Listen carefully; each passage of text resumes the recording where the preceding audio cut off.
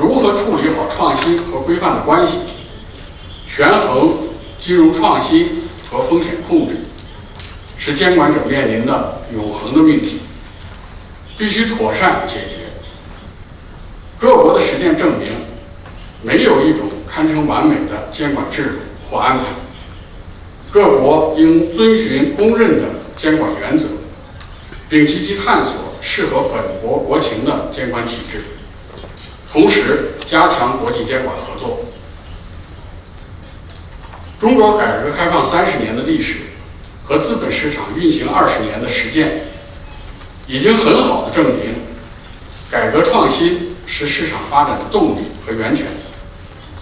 我们将继续在科学发展观的指导下，不断加强和改进市场监管，全力维护市场平稳运行和健康发展。女士们、先生们，作为结束语，让我们回到本次年会的主题：与交易所与可持续发展。相信在今天稍后的论坛上，其他演讲嘉宾会从各个不同的视角探讨这个主题，但我想他们在一点上会比较一致，那就是在这个不断变化的时代，我们必须加深理解资本市场在发展方式变换中的角色，促进资本市场在可持续发展中发挥更加重要、不可替代的作用。最后，再次感谢会议组织方的热情邀请，诚挚的祝愿本次年会圆满成功。谢谢大家。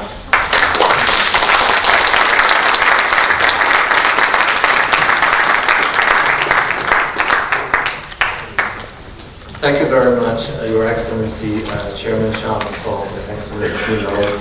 And indeed, you highlight a number of important issues and share with us the insights of China's experience in the area of ESG. And all these will shed light for us in our following discussion.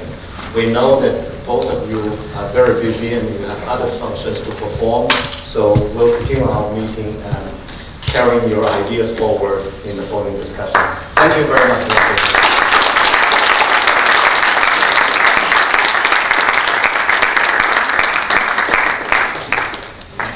Let me now invite Mr.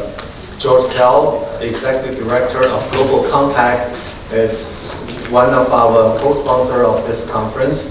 And I should also like to mention PRI for this event. And George is going to chair the next session, and I'd like to invite the panelists also come up to the podium.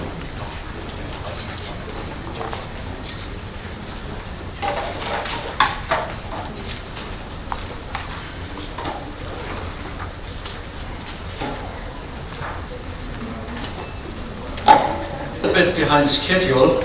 We're trying to make up for that. Hopefully don't mix up AM with PM, but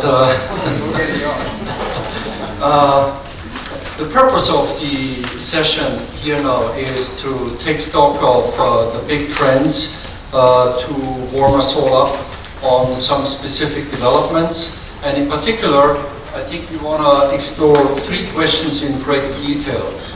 One is indeed, what progress is happening in integrating non-traditional financial ESG issues, especially by investors, by asset owners, by asset managers.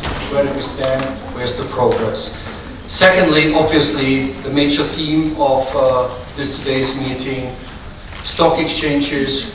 Where do we stand? Latest developments. What has happened since last year's meetings? Where can we move into the future? What's the road?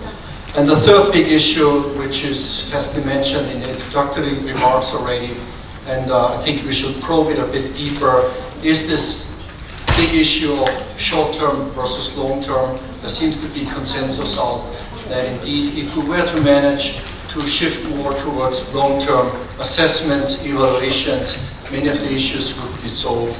The question really is how to do it, where do we stand on this, what are the lessons of the financial crisis on systemic risks. So that is roughly the intention of this session. And we have a phenomenal panel here, among them indeed the world's preeminent advocates, ambassadors of this agenda. On the right, there's Jane Diplock, Chairman of International Organization of Securities Commission. Jane, welcome.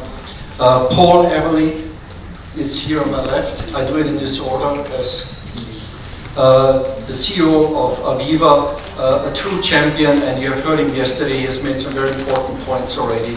I think they're ringing with all of us.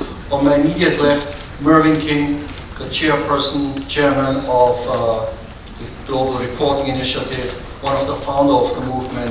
The King reports, it's fair to say, I think have inspired the entire global movement everywhere.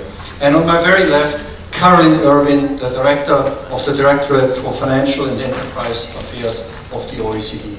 So with this panel, we hope to give you a great introduction into these issues and probe these 3 questions. Before I ask each of the panelists to give a 3 to 4 minute introduction on these 3 questions, I do want to update you with a few headlines on what is happening on the corporate side.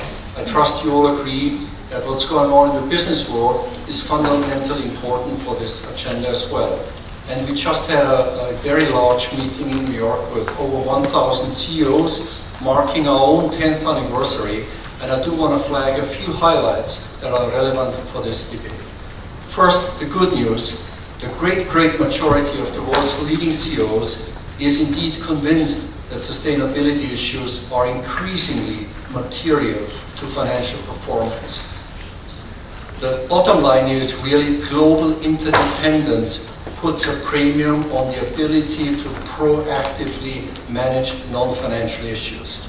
The business world understands this increasingly in material terms, not only in terms of the costs that have to be paid for getting it wrong, but increasingly in terms of the benefits for getting it right.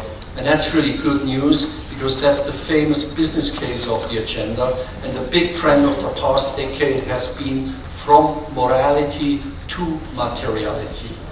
The second big news on that front is that the materiality aspect of non-financial issues plays out differently, and we do believe there are some low-hanging fruits around the corner.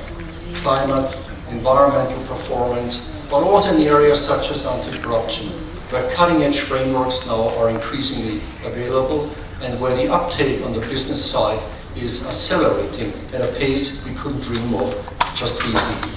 But thirdly is the not so good news, is that the incentives for disclosure and reporting play out very differently.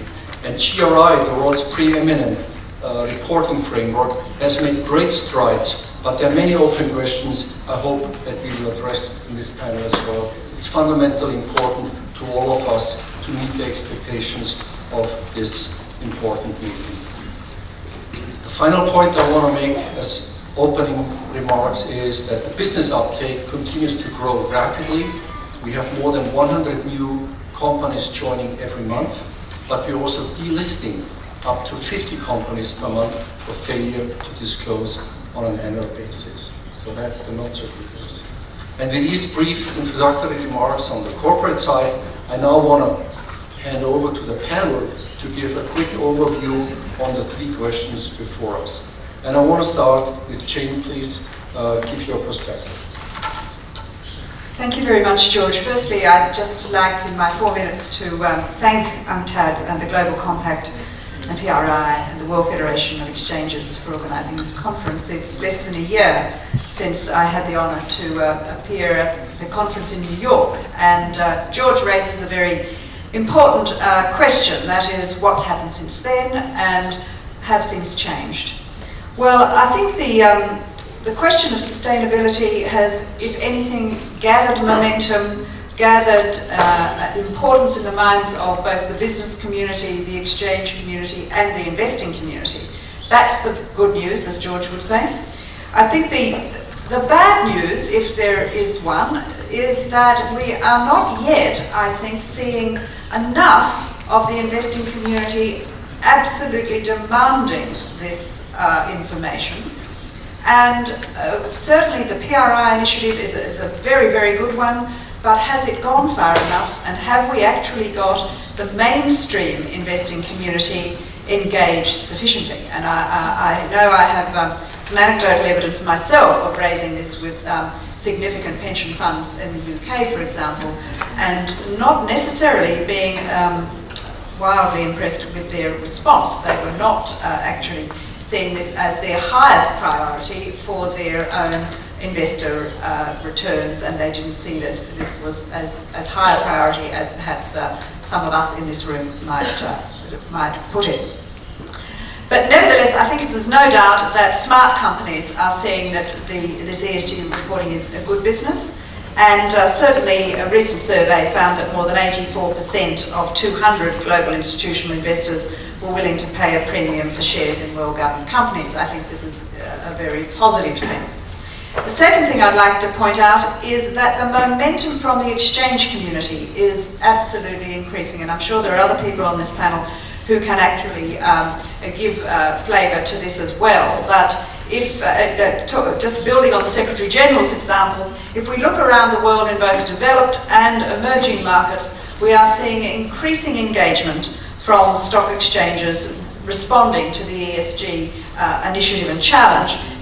For example, Bursa Malaysia, which started by providing guidance, followed up by sponsoring awards, is now actually mandating ESG reporting.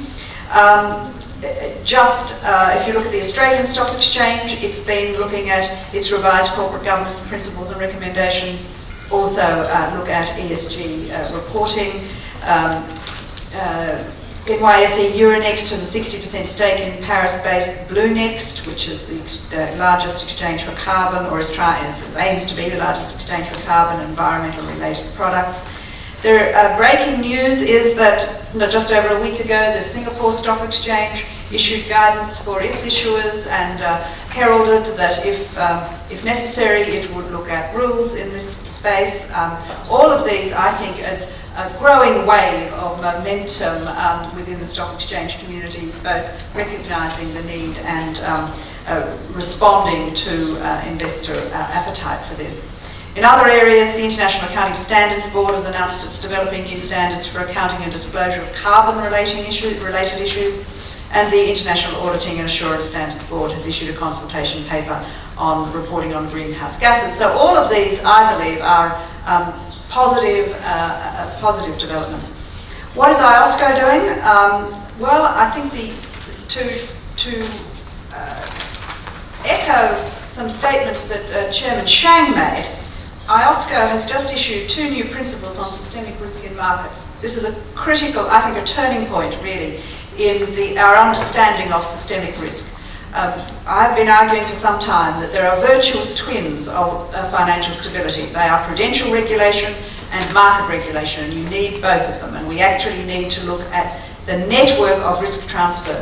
So this systemic risk in markets, I believe, is a new opportunity for us to put together sustainability and systemic risk. Many of us in this room might believe intuitively that short-termism affects systemic risk.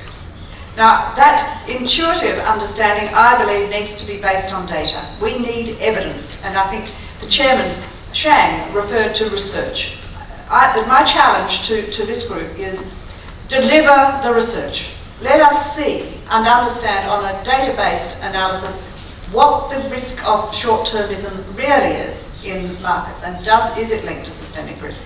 If it is, then I think this is a very strong argument for us to take greater emphasis on this within the systemic risk thinking.